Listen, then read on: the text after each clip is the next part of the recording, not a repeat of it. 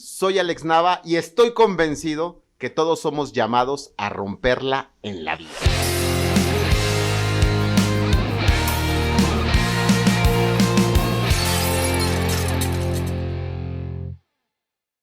Muy feliz de tener una emisión más de Rompiéndola, episodio 44. Soy Alex Nava y estoy convencido que todos hemos venido a esta tierra a romperla en la vida. Y es ahí donde se manifiesta la grandeza humana, en la capacidad de darle la vuelta a las situaciones difíciles, la capacidad de vencer obstáculos, la capacidad de romper límites y de mostrar lo que somos capaces de ser, pero que a veces solo los desafíos nos lo pueden mostrar. Y el día de hoy vamos a hablar acerca de cómo alguien puede estar, pero en realidad no estar. El famoso presente ausente que siempre podemos tener en una fiesta o una reunión familiar, aquella persona que está ahí por compromiso, pero que en el fondo ni siquiera quiere estar y se quejó, lamentó que no tenía algún pretexto importante por el cual zafarse de esa reunión con los abuelos.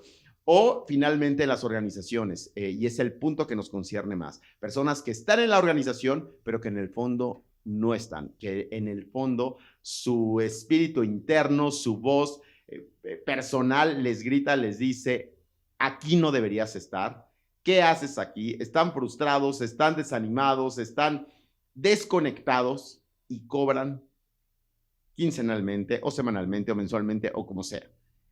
Finalmente es un atentado contra la persona, pero es un atentado también contra la organización. Y para hablar de este tema llamado renuncia psicológica, tenemos a una psicóloga, alguien que ha trabajado en áreas de recursos humanos ya por algunas décadas, se ve muy joven, pero finalmente tiene una expertise importante en todo lo que tiene que ver con el desarrollo organizacional y sobre todo con las áreas de reclutamiento, recursos humanos, desarrollo de talento. Tenemos a Ceci Monroy, episodio 44, Rompiéndola. Ceci, bienvenida, un gusto tenerte. Muchísimas gracias, Alex, un gusto para mí, un placer poder llevar a cabo esta sesión el día de hoy y bueno, pues un tema que se antoja interesantísimo. Que se antoja interesante. ¿Qué es eso de la renuncia psicológica?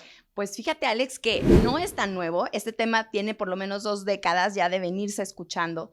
Y es este momento de desconexión que sufre la persona dentro de la organización o la organización incluso hacia la persona, porque es una venida de doble sentido. Justo hemos escuchado que hace poco, durante la pandemia, se dio un fenómeno bien interesante, del cual ya hemos escuchado en otros podcasts, este tema de la gran renuncia, un efecto inmediato y psicológico que nos hizo ver hacia adentro de las mismas personas y darnos cuenta que si nuestro propósito estaba realmente dentro de la organización, si acompañaba nuestros valores, si acompañaba una serie de conceptos, preceptos y creencias que nosotros tenemos de nuestro propio trabajo, y la sorpresa fue que 20 millones de personas en el 2020 en Estados Unidos dijeron, esto no va más conmigo, y entonces decidieron dejar de manera voluntaria las organizaciones.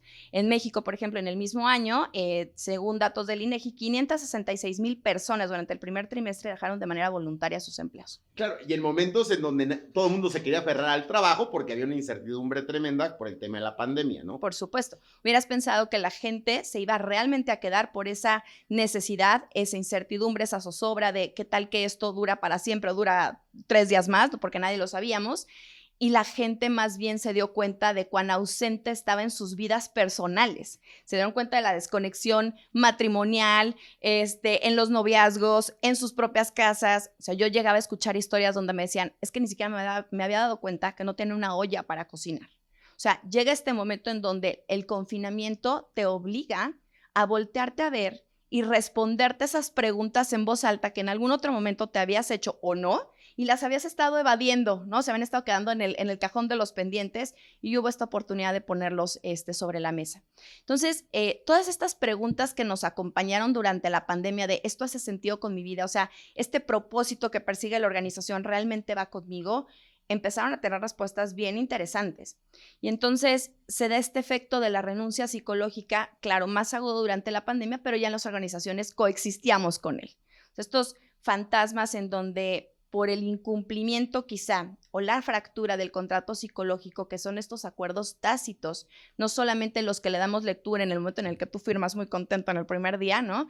Hay expectativas de ambas partes, tanto del colaborador como de la organización y, por supuesto, el actor, uno de los actores más importantes, el jefe inmediato o los líderes organizacionales, y de pronto no hay un cumplimiento de algo, ¿no? O sea, ahí es donde la persona empieza a cuestionarse de, bueno, pues estoy haciendo de más, no estoy siendo visible para mi jefe, mi contribución no está siendo reconocida. A lo mejor estos objetivos que persigue mi jefe o la organización no son propiamente los míos, y entonces hay una separación silenciosa. Ok, ya has tocado un montón de material para poder ir desmenuzando. Número uno, es un fenómeno que se ha identificado desde hace décadas y que evidentemente, seguramente por la naturaleza humana, pues existe desde el tiempo de las cavernas, el que estaba pero no estaba, pero pues tengo que estar porque tengo que comer y tengo que juntarme con alguien, ¿no? Número dos, se hace evidente cuando te empiezas a cuestionar y a darte cuenta, a cuestionarte a ti, a verte en el espejo, a cuántas cosas tú ya renunciaste por aquello llamado trabajo.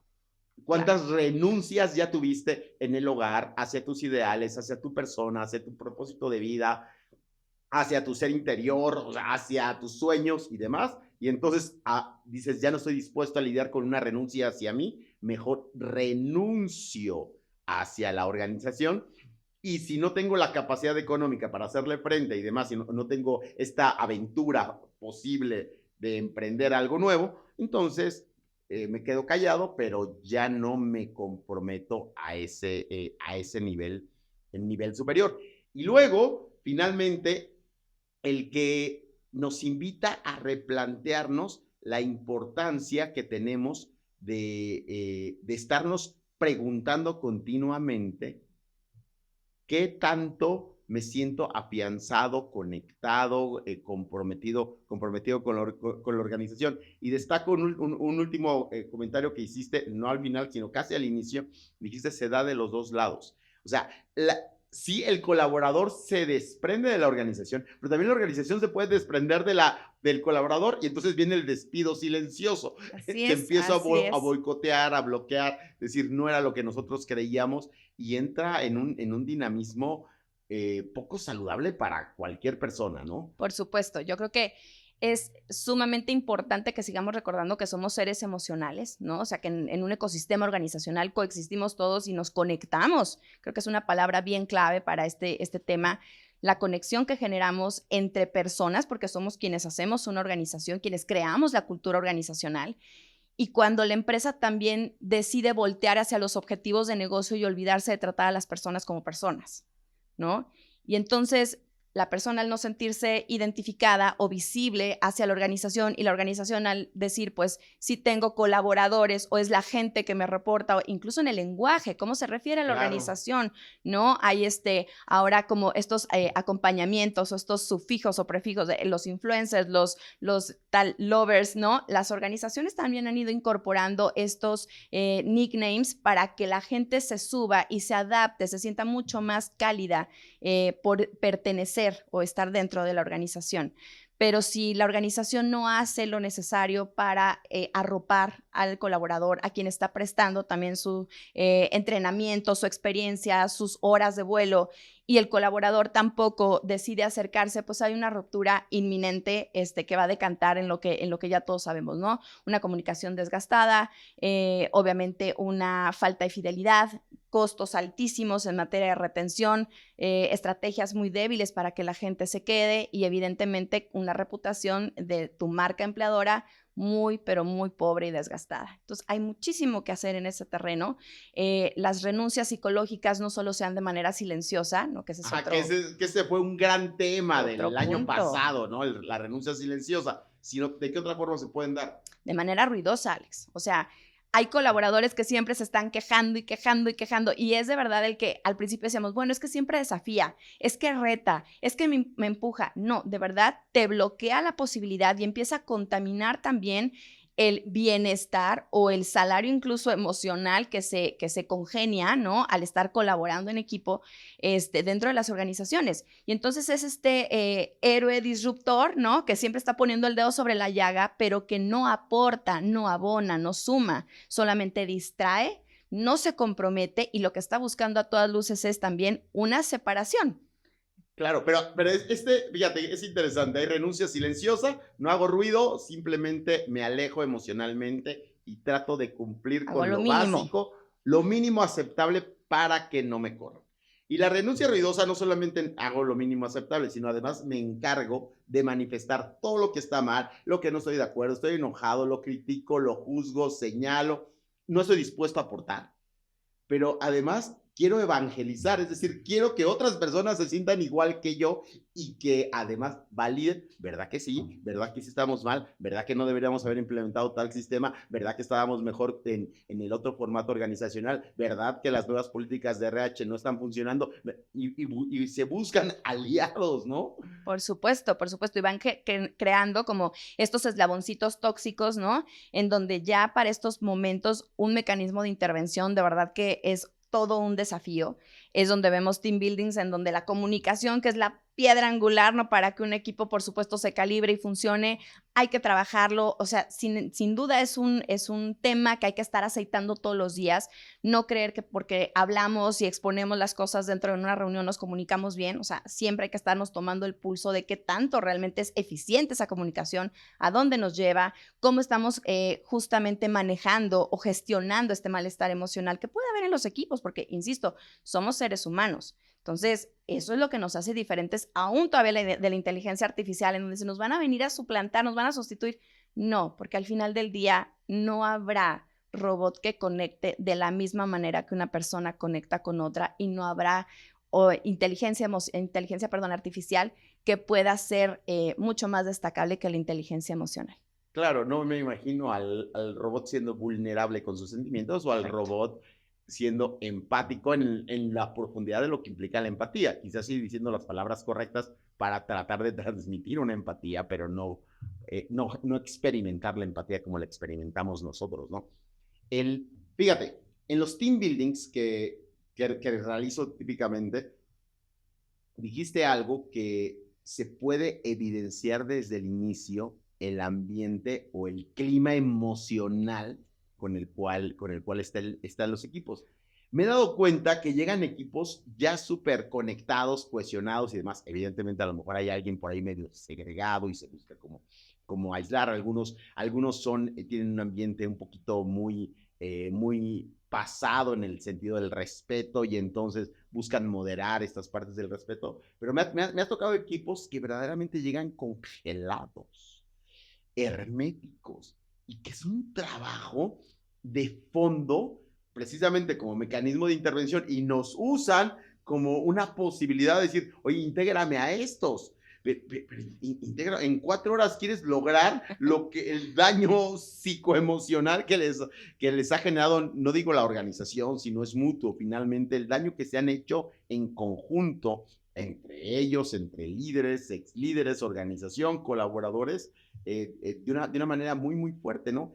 Y hay daños de repente profundos. Para mí, cuando ya una persona lo grita o se desprende gradualmente, es porque lleva mucho tiempo con ese malestar. ¿O tú qué piensas, Ceci? Por supuesto, yo creo que finalmente incluso cuando la persona toma la decisión de dejar la organización, no es una decisión que haya tomado hace 2 días. O sea, esto ya lo venía calibrando, por supuesto, y arrastrando de meses atrás. Y creo que es ahí donde como líderes tenemos un gran desafío todavía, ¿no? De estar pendientes de nuestros equipos. En algún team building también me decía uno de los directores, oye, es que yo quiero la misma herramienta para todos. O sea, quiero ocupar el mismo estilo y pues todo el mundo que se alinea a eso. Es bien complicado. O sea, si tu herramienta es la comunicación, perfecto, pero vas a tener que usar incluso palabras clave con cada uno de tus colaboradores, porque no todos están robotizados, no todos van a responder a los mismos motivadores, no todos tienen las mismas necesidades y estamos hablando de un tema de conexión. O sea, ¿cuántos minutos te tomas durante tus primeros 3 meses, durante tus revisiones, para realmente conectar con los intereses y con el propósito de la otra persona? Por supuesto que está ahí para dar resultados, por supuesto que está ahí para seguir un objetivo, pero sin duda alguna, cuando lo haces ver como alguien que contribuye al éxito, como alguien con quien tú estás de la mano para apoyarlo, retroalimentarlo, coacharlo, etcétera, bueno, pues seguramente la respuesta de esa persona va a ser exponencial. Entonces, sí son momentos en donde el líder tiene que estar de manera muy estrecha con el colaborador y prevenir todos estos posibles, digamos que, o todas estas posibilidades de abandonar la organización y haber hecho las intervenciones adecuadas, ¿no? O sea, me acerco. El responsable principal entonces de que una persona esté comprometida, de que una persona esté conectada con la organización y de que una persona gradualmente no vaya renunciando psicológicamente, ¿es el líder? Yo te diría que son las dos personas. O sea, el líder, por supuesto que tiene una implicación intrínseca, ¿no? Porque como líder tiene a su cargo gente que tiene que responder para dar un objetivo, ¿no? Y del otro lado tienes que tener la capacidad como colaborador de automotivarte, de también ser autocuestionador y de reflexionar y decir, ¿esto va o no va conmigo? Y obviamente tener la altura de honestidad para entonces decir, bueno, pues o cambiamos de ruta o hacemos los ajustes necesarios en el camino para que los dos tengamos éxito. Y estamos bien acostumbrados a echarle la culpa a la organización, al líder, y no darnos cuenta de a lo mejor decir, yo me equivoqué. Claro. Yo tomé una mala decisión desde la elección a lo mejor de la organización, la elección de mi área de especialización, la elección hasta de mi carrera. Yo recuerdo que yo era uno de esos que habían renunciado silenciosamente, bueno, ya después hasta gritaba, cuando fui mi primer trabajo como ingeniero industrial, porque resulta que yo amé la ingeniería industrial, en específicamente la labor de la planta, y porque me encantaba en papel la parte de manufactura, y visitar las plantas me encantaba, ir un día a la embotelladora, ir un día a Cemex y regresar, ir un día a la cervecería y regresar, y wow, y hacer el análisis de lo que pasaba allá adentro. Pero una cosa era verlo en visita escolar, y otra cosa era trabajar en una planta. Cuando yo trabajé en una cerera, me frustré, me desanimé y tuve que ser honesto conmigo mismo. Y entre una de mis crisis, digo, a mis 25 años, más severas profesionales de vida, ¿qué hice con mi vida? Y fue un acto de verme frente al espejo y decir, yo no soy de aquí. Mi papá me vio tan mal que dijo, Alejandro, o sea, siempre te he visto entusiasmado con proyectos, con planes y todo. O sea, no puedo creer que en tu primer trabajo estés así. Dice, por favor, renuncia, ese trabajo no es para ti. Económicamente, sé que eres independiente, pero yo te apoyo. Y busca realmente lo que te interesa, porque realmente no puedo concebir que estés como tú estás en ese momento. Y yo obviamente me sacudió muchísimo, porque sí me hizo verme en el espejo, pero es algo que no hacemos y no nos atrevemos a tomar decisiones. Ese y otro momento, ya a los 37 años, de tomar una decisión dramática de vida, que fue cuando puse la consultora, y luego otras oportunidades laborales que surgieron en mi camino emprendedor, de decir, renuncio a aquello porque estoy casado con esto.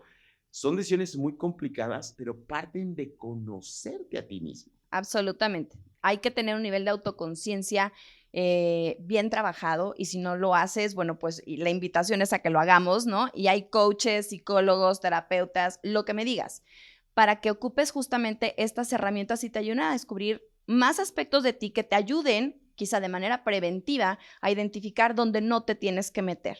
O que cuando ya estás adentro, entonces tengas la capacidad de decir, es una experiencia profesional y entonces hoy que estoy aprendiendo aquí, y resignificar. No es un fracaso, no es una derrota, a ver, estoy haciendo nada más horas sentado, ¿no? Pero en realidad, ¿qué estoy aprovechando? ¿Qué estoy exprimiéndole esta oportunidad profesional? Hoy hay un desafío también bien grande porque las nuevas generaciones son las que curiosamente están apelando mucho más a este recurso de la renuncia psicológica. Y la óptica es distinta. Ellos lo están viendo como un modo ahorro de energía. O sea, estoy en silencio, evaluando la organización, no estoy realmente convencido, pero pues es una oportunidad que tenía que tomar, me da para mis gastos, pero no están dando su máximo, ¿no? Y entonces, mientras encuentro algo más, pues aquí estoy, dando mi mínimo esfuerzo. Y ese es el desafío. O sea, ¿cómo conectas con ellos para entonces saber qué están buscando? Incluso cómo estás organizando tus preguntas en una entrevista laboral. Tenemos que evolucionar también en ese tema. Tenemos que saber que hoy tenemos que crear dentro de las organizaciones programas que también puedan habilitar a las diferentes organizaciones a mantenerlos digamos que en coyuntura, que puedan congeniar, porque hoy también tenemos este tema, ¿no? Hoy están de 4 a 5 generaciones comulgando en una misma organización. Y entonces, de pronto, los roces pueden ser muy sensibles para algunos, poco identificables para otros. Y todo esto, Alex, va sumando a la tolerancia de una persona para quedarse o no en una organización y para seguir, digamos que alimentando su propósito o cambiarlo de dirección o resignificarlo. Y no necesariamente tendría que ser la primera opción, abandono, me desprendo. O sea, ¿cómo le doy la vuelta a esto que no me está gustando? ¿Cómo lo abordo? ¿Cómo lo encaro? Y como organización, estar atento. Y porque no necesariamente no le gusta todo, sino hay cosas que sí le gustan, por algo está trabajando con nosotros, hay cosas que ha aprendido, hay cosas que seguramente sí está vinculado con alguien del equipo, con un proyecto, o con el ADN de la organización, o con un algo. Y entonces, eso es muy interesante. ¿Cómo podemos ser oportunos para detectar esto? Y entonces, como líderes, decir, a lo mejor no me está funcionando completamente en mi área, pero en otra área podría ser un elemento valioso y el mismo líder puede acompañar ese proceso, porque luego hay estas prácticas agresivas de querer llevar al límite, o vas o te quedas, ¿no? Claro. Y no sabemos matizar, o sea, decirle, no es, ya se fue silenciosamente, también se queda silenciosamente. Así Entonces, realmente ya se fue y ya se quedó. Entonces, uno puede encontrar te quedas y te quedas al 100, o si en algún momento quieres emprender de alguna otra forma, podemos buscar la manera de poder salir de la mejor forma posible. Claro. Dijiste, tenemos que cambiar prácticas hasta desde el reclutamiento. Claro. Tú has estado muy involucrada con reclutamiento. ¿Qué cosas tendríamos que comenzar a evaluar y a distinguir desde la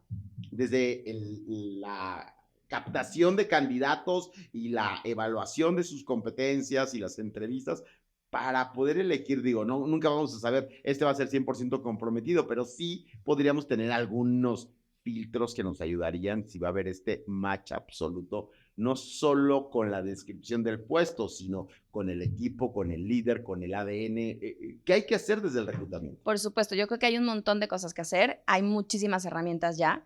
Creo que adentrarnos a revisar, a mapear cómo está nuestro proceso interno de reclutamiento desde la mirada de la organización, ¿no? ¿Cuántas etapas tiene? Si predicamos con ser una organización ágil y resulta que nuestro proceso para que la persona quede contratada tarda 2 o 3 meses, pues algo no está siendo congruente claro. Ahí, ¿no? O sea, no estamos verbalizando, no estamos llevando a la práctica lo que estamos poniendo acá en un cuadro muy padre. Hoy que hay tantas prácticas agile, ¿no? En donde las organizaciones están involucradas, pues también tenemos que llevarlo a la conciencia de que así somos. Si vamos a tomar una decisión va a ser en consenso, si vamos a tomar una decisión va a ser ágil, si vamos a tomar una decisión es basada en hechos, no solamente en feelings, ¿no? Entonces creo que todo esto va dejando una huella en quien está aspirando a pertenecer a su organización. Debemos ya de dejar de creer que como organización tenemos la sartén por el mango, o sea, no solo nosotros elegimos como organización, el candidato también está evaluando entre una buena cantidad de posibilidades, si es un candidato en búsqueda activa o pasiva. Ese talento que estás descubriendo en él no solo tú lo ves, o sea, lo está viendo el mercado, está expuesto. Y entonces seguramente él también tendrá que evaluarte como organización, si estás adecuado y si él empata, si él encaja, qué plan de carrera existe, cómo se visualiza dentro de la organización en corto y mediano plazo. Ya estos largos plazos de cómo te ves a 10 años, no, pues déjame pasar este primer año y luego después de la pandemia, creo que a todos también nos cambió la visión. Y ser mucho más realistas, o sea, ¿dónde quiero estar? ¿Qué quiero conseguir? ¿Cómo me veo en un enriquecimiento profesional de habilidades, de talento, de poner en práctica, de poder trascender, de poder entrenar a un equipo? ¿Cómo me veo dentro de esta empresa? Y la empresa, ¿cómo ve a esa persona sumando a los objetivos de negocio que tiene? Entonces, creo que crear incluso una experiencia en el proceso de reclutamiento es muy necesario. O sea, desde cómo contactas al candidato, cómo lo acompañas durante todo el proceso, hasta darle las gracias, como les digo yo siempre a mis candidatos, yo estaré contigo hasta que se agote el proceso. Y eso quiere decir un sí o un no de cualquiera de las dos partes, porque no solo la empresa decide, también tú. Claro, y entonces a partir de ahí se genera una experiencia y se empieza como a visualizar realmente el ADN de la organización. Claro. Entendiendo por ADN lo que sucede todos los días, no aquello que está en un papel, sino aquello que está en las venas de la gente, y la persona que recluta, pues evidentemente debe de tener eso, y empieza desde ahí a ver esta sintonía con el candidato. Y si una persona puede hacer este vínculo y esta conexión emocional, pues con los valores que se viven, que se practican y que se promulgan dentro de la organización, ¿no? Totalmente. ¿Cómo identificarlos? O sea, ¿cómo un líder identifica, y una vez que los identifica, qué hacer con estas personas? O sea, ¿cómo me doy cuenta? ¿Cuáles son estas señales, ¿no?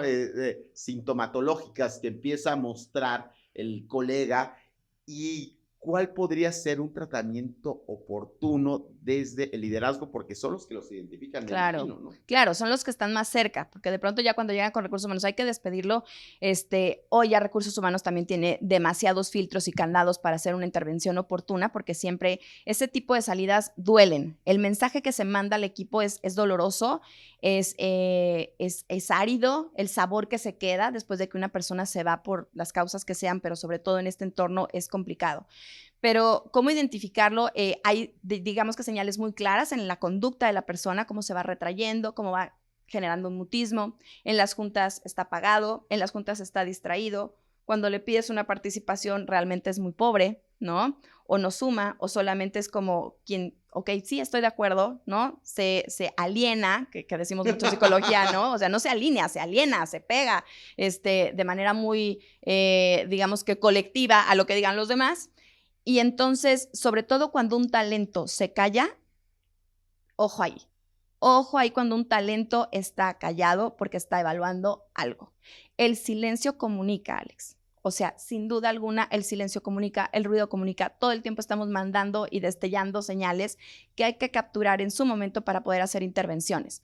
Hay planes de onboarding muy interesantes que no solamente consisten en, mira, esta es la compañía, sino me ocupo de que tengas un lugar, te estoy recibiendo, te estoy esperando. El líder esa semana no viajó para recibir a su nuevo colaborador, le da la bienvenida, le comparte una agenda de trabajo durante los primeros días, porque es ya en este momento impensable que recibas a alguien sin esperarlo, o sea, sin una agenda, sin que realmente esa persona pueda empezar a generar vínculos, porque empieza a conectar desde los primeros minutos en donde le dicen buenos días y hay organizaciones que se dan a la tarea de esperarlos desde a veces el estacionamiento o en la entrada del elevador y te enseñan absolutamente todo y tu primer día es menos frustrante, que ya de por sí lleva un nerviosismo, ¿no? De entrada, y tus primeras 2 semanas serán un éxito si realmente te ocupas de acompañar como un buen anfitrión a tu nuevo integrante del equipo.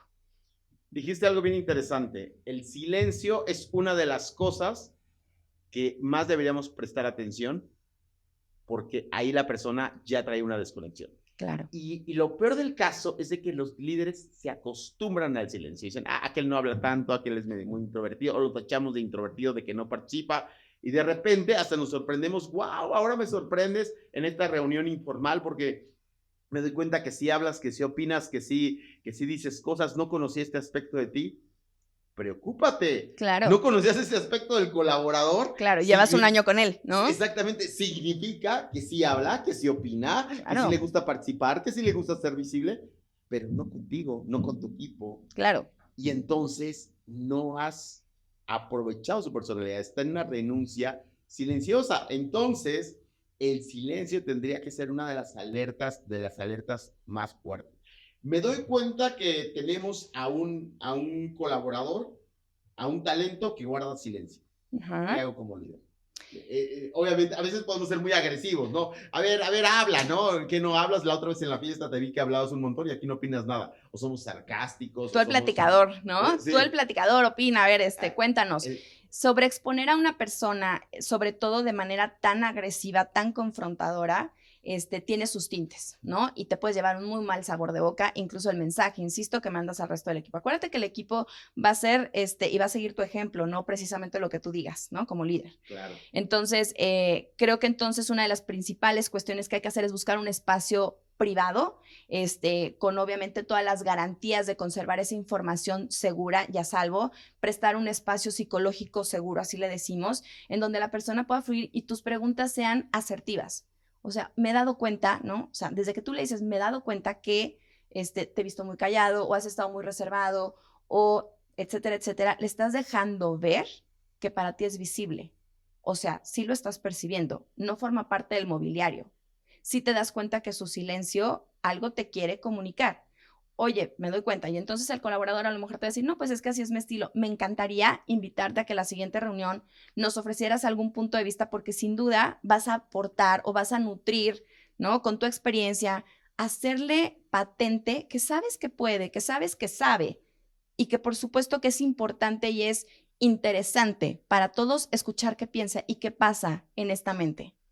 Wow, fíjate, poder construir espacios seguros psicológicamente. Válgame Dios, dice, yo soy gerente de la planta. Y, o sea, me voy a ir al extremo porque es la mente ingenieril, la mente dura, y en la planta, ¿qué nos lineal interesa? Y bueno, fueron de mis traumas en la planta, ¿no? Entonces, 20 años después sigo sacando mis traumas de una planta industrial. Entonces, de repente no está ese skill desarrollado un financiero, con todo el respeto a los financieros, son talentosísimos en el manejo estratégico numérico, en las proyecciones y demás, y precisamente tienen tan desarrollada esa habilidad analítica, lógica, que no se han ocupado y no la veían tan necesaria de construir esta otra habilidad, pues más humana, y entonces invitaron a un director de finanzas a decirle, tienes que construir un espacio de seguridad psicológica, o a un director de planta, a un gerente de calidad. ¿Cómo le haces? O sea, sí, no, bueno. entonces se friquean, dicen, no, mejor mándame a otra persona, otro que trabaje. Claro. Tendríamos entonces que empezar a transitar en terrenos pantanosos, desconocidos para muchas áreas, y que las hemos evadido, que les hemos dado la vuelta, y que muchos directores han dicho, y gerentes y líderes, eso no aplica para nosotros, ¿no? Claro, claro. Sí, aplica. Sí, por supuesto que aplica. En cuanto tú tienes la tarea, tú tienes la responsabilidad de guiar, de liderar un equipo, te hace inmediatamente responsable también de velar por la salud incluso emocional de ese equipo. No quiere decir, Alex, que te conviertas en el terapeuta. No estamos hablando de eso. Estamos hablando de que si tú no generas las condiciones adecuadas de conexión, confianza y comunicación, Houston, tenemos un problema. O sea, de verdad que el equipo va a terminar por desarticularse, ¿no? A lo mejor no va a ser la totalidad de ellos, porque para algunos resulta cómodo de mi jefe nada más con que le cumple y se acabó, o sea, no tengo que tener ninguna interacción, pero es el proceso de convertirnos en personas, decía Rogers. O sea, ¿cómo me hago persona? Pues justamente reflejándome en el otro, interactuando con el otro, generando valor en el otro y dejándome también coachar por el otro, porque no todo lo sé. O sea, esta posibilidad de aprender algo más en el día a día siendo líder, te la vas a perder si tú crees que lo sabes ya todo y que solamente obedecemos al proceso. O sea, eso se quedó en la literatura de los 80s, ¿no? En términos de relaciones industriales.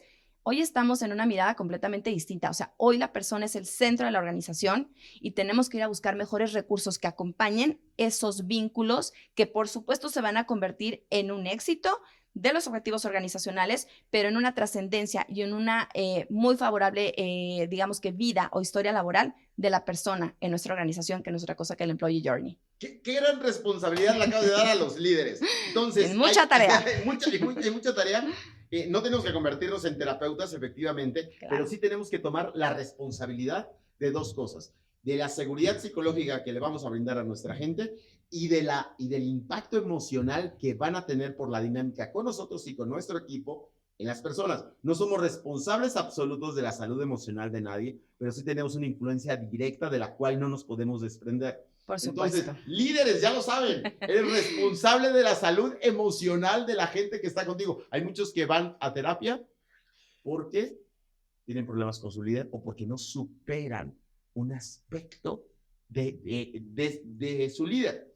Resulta, fíjate nada más, estoy seguro que vivió un proceso terapéutico esta persona. Me escribió un WhatsApp después de, consiguió mi número, después de 10 años de haber tenido una dinámica de liderazgo, ¿no? Era parte de mi equipo y demás. Para expresarme que en un momento dado se sintió discriminado por mí. ¡Wow! 10 años después.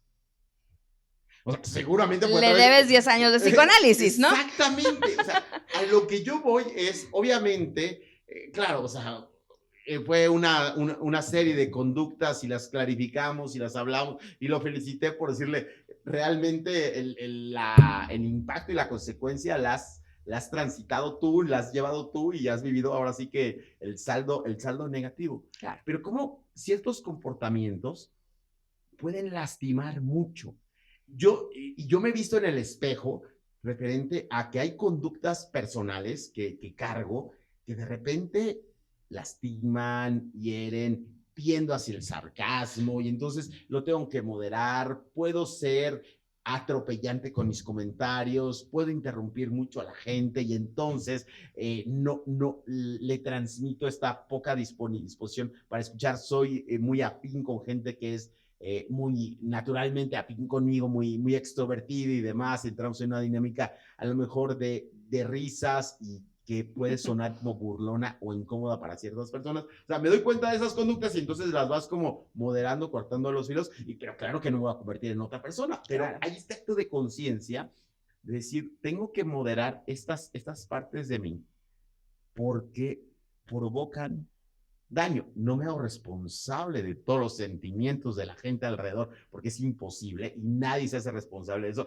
Ni Dios se hace responsable de esos sentimientos. Claro. Si te sientes así conmigo, dice Dios, ni modo, o sea, estás enojado conmigo, ¿qué le hago, no? O sea, ¿qué le hago, no? Claro. Resuélvelo, ¿no? Claro, claro.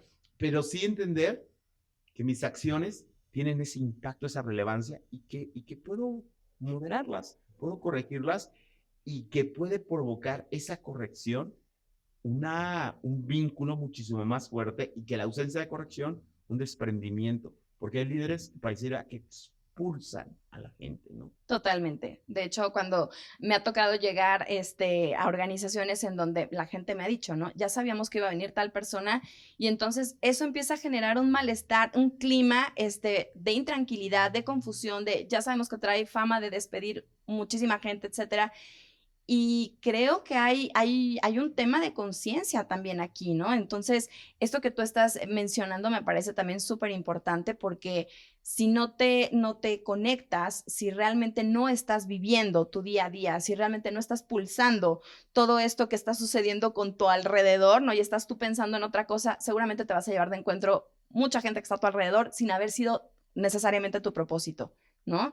Si no corriges a lo mejor en el camino, si crees que eres un producto terminado, te vas a perder la oportunidad de transformarte, ¿no? De resignificar a lo mejor, dices, yo soy muy frontal, bueno, pues a lo mejor vamos a ponerle del otro lado cómo sería que fueran tan frontal contigo, ¿no? O sea, ponernos un poquito del otro lado de la banqueta y decir, bueno, ¿cómo lo está viviendo el otro? ¿Por qué lo está sintiendo tan impactante, no?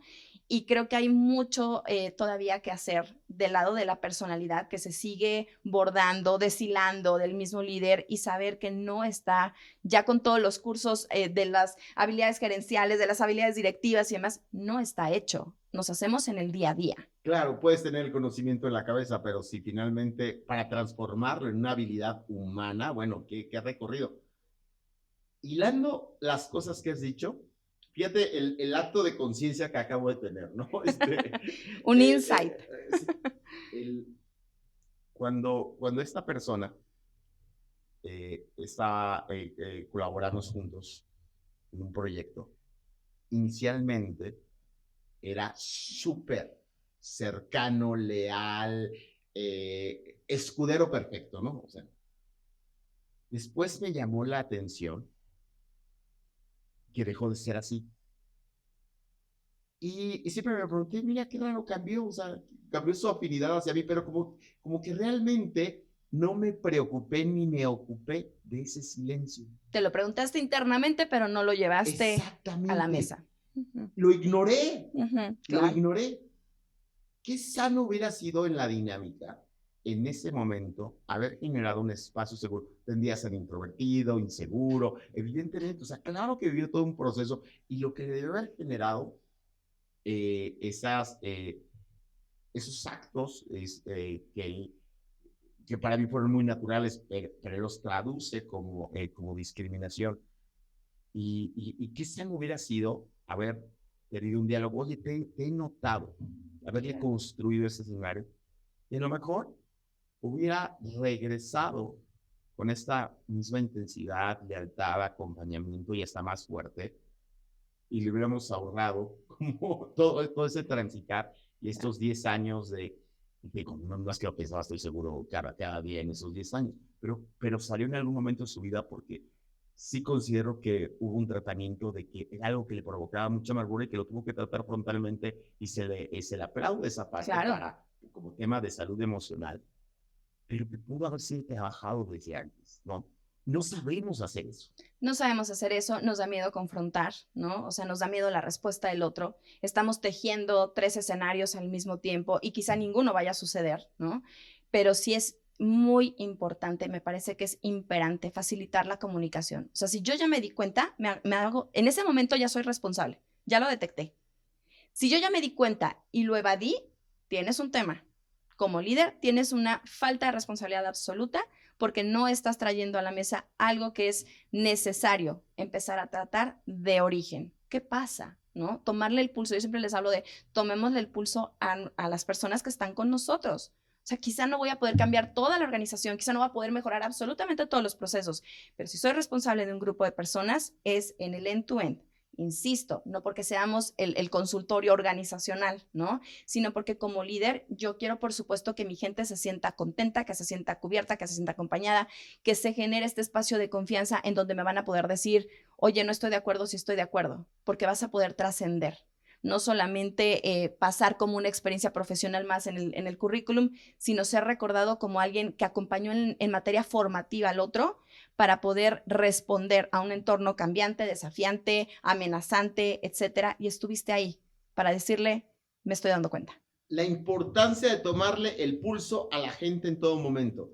Acaban de intervenir a mi esposa y satisfactoriamente salió súper bien de una operación complicada. Cada momento que llegaba un nuevo médico, un nuevo internista, un nuevo enfermero y demás, vengo a tomarle los signos vitales. Y yo decía, ya, o sea, se saca de tomar hace 3 horas, y hace 2 horas, y hace 45 minutos, ¿qué no les pueden pasar el reporte? Pero fíjate, me hiciste pensar en qué importante es para la persona que está acá. Es decir, si yo soy la enfermera en turno, yo quiero ver Claro, tus signos vitales, quiero tomarte el pulso. claro.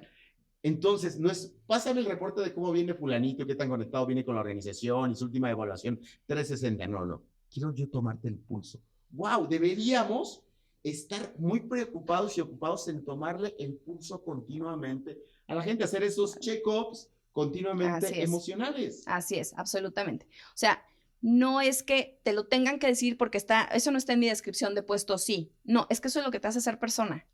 Es lo que te hace ser persona responsable de otras personas, ¿no? Y como humano necesitas conectarte, generar vínculos, generar confianza, traerlos justamente a esta zona en donde van a poder multiplicar el talento, esa famosísima sinergia, ¿no? Pero si no están las condiciones generadas, si tú no estás al pendiente, vas a pasar solamente de largo en la vida de muchas personas, en la mirada de muchas otras, y entonces realmente si tu proyecto no es la trascendencia, lo estás haciendo muy bien, ¿no? Este es el camino indicado, pero yo creo que venimos a este mundo a dejar algo. Y creo que cuando somos o tenemos el endorsement de una responsabilidad o tenemos la responsabilidad asignada por la compañía, te compromete a ser un mejor líder todos los días. Es un camino inagotable, es un músculo a desarrollar diario, así como vas al gym todos los días o te aferras para conseguir un objetivo, también mi objetivo es mejores calificaciones para mí como líder y no necesito cantarlo a la organización, se hace patente en mi equipo y los resultados hablan por mí. Wow, un músculo que hay que desarrollar, por eso todas las competencias de liderazgo son interminables, así como nunca podemos llegar a ser un ser humano perfecto y siempre vamos a tener estas áreas de mejora y que nos invitan a dar más. En el liderazgo jamás podemos llegar a ser un líder perfecto y tenemos este continuo de crecimiento eterno por supuesto. Para siempre crecer y agregarle esta riqueza en nuestra vida. Hay mucha gente que le tiene miedo a esa parte porque se siente, lo desconoce y entonces se escuda en decir, eso no aplica para nuestras áreas. Así jamás se ha aplicado en esta industria. La industria textil es otro boleto, así no trabajamos. Pero más que una cuestión de así no trabajamos es un grito de tengo miedo de caminar por donde no he caminado. Claro. ¿Qué le dirías a estos líderes que verdaderamente tienen miedo de caminar por donde no han caminado? Claro. Creo que si hay una palabra que me encanta, es desafío. O sea, no es que tengamos un problema, no es que tengamos algo complejo, es que tenemos un desafío de frente y eso te va a invitar a pulir habilidades en ti, a depurar lo que ya es obsoleto y no te está ayudando para completarte como líder, para poder tener mejores resultados en la organización. Deshazte, desaprende y aprende. Date la oportunidad de transitar en otro camino, de mejorarte, de pulirte y atiende justamente estos procesos de calidad que están como procesos colgados en una organización, también como un proceso transformacional en ti, es de ser un mejor individuo. No tienes un vacío, no tienes un problema, no tienes una debilidad, no tienes una área de oportunidad, tienes un desafío. Tienes un desafío. Y eso está increíble porque el desafío trae consigo crecimiento. Entonces, ok, tengo un desafío. Desde el lenguaje cambiar, es decir, tengo el desafío de.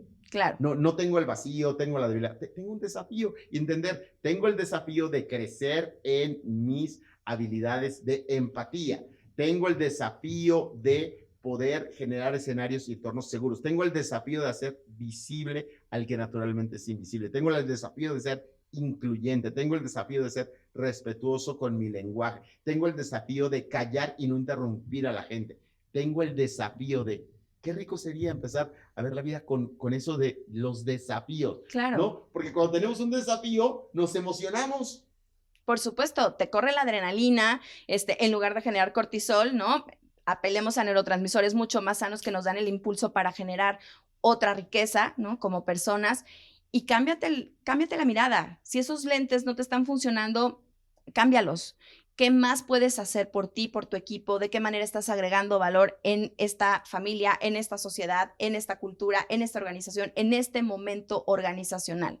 Somos personas con historias todos, que estamos viviendo hipotecas, divorcios, separaciones, matrimonios, ilusiones. Todos tenemos expectativas. Estamos esperando siempre uno del otro. O sea, esto de no esperes, no te crees, falsas expectativas. Es que el ser humano tendemos a hacer esto. Las creamos. Claro, ¿sí? Tenemos que esperar y es lo que también nos mantiene vivos. O sea, el hacer planes, el esperar que algo va a pasar. Pero entonces no solamente me quedo sentado, hago que suceda. O sea, acompaño justamente ese proceso para conseguir lo que yo estoy visualizando, lo que yo estoy queriendo que pase.